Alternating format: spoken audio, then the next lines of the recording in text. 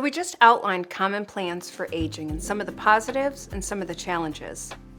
Hopefully things are tracking, but maybe you were thinking you're never going to need care. Maybe we don't have to put together this whole plan, because if you're like me, I'm thinking around age 99, I will have lived a wonderful life, never needed a day of care. My daughters are going to throw me a huge birthday party on the eve of my 100th birthday, of course. I'm going to go out in very dramatic fashion. I'm going to be with all my loved ones, go home, go to bed exhausted, and that's it. In my sleep, I sail off into the sunset. No pain, no care, just lights out for me. That's how I'm hoping it will go, but it's probably not very realistic. I want to introduce Howard to share some more perspective. Thanks, Lindsay. Hi, everyone. I'm Howard for Kendal. Lindsay, you're correct. Your ideal scenario isn't too likely. In fact, if you're over the age of 65, you have a 70% chance of needing some long-term care. That could be anything from a little bit of assistance at home on a daily basis, clear through to 24-hour nursing care. That's the hard part about planning. Am I going to be one of the 30% or the 70%? What will my story actually look like? When we speak to people, common plans for paying for care include Medicare, Medicaid, and long-term care insurance. Let's quickly talk about them, as there's often a good deal of confusion around these resources, especially Medicare and Medicaid.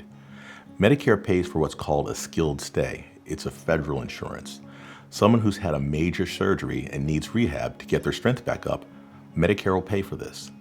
There's a lot of different dynamics, however, that go into Medicare approving you.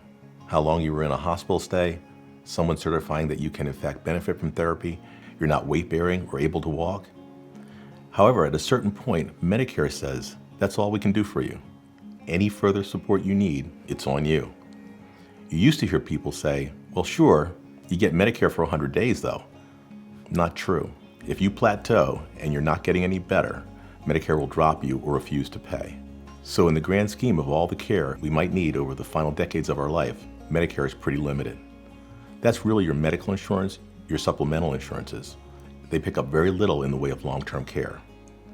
On the other hand, Medicaid will absolutely pay for the type of care we're talking about. However, this is after you've spent all your private resources. You hear people going into spend down mode, meaning they're spending down their assets to near nothing to even qualify for Medicaid. The qualifying amount varies from state to state, as Medicare is a state-run program. You have to meet poverty guidelines before you can even go on Medicaid. Probably not what you all saved, planned, and worked for.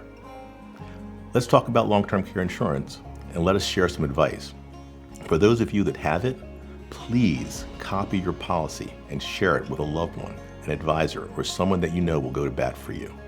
And the reason I say that is long-term care insurance operates on a reimbursement system, meaning that if you need a nursing home, the insurance company has to approve the claim in order to be reimbursed for my stay.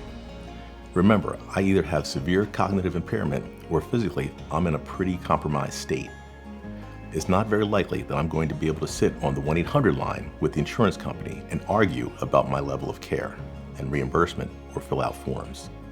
You may also still have to go after the long-term care insurance company to get reimbursement for your care, as they may not pay the provider directly.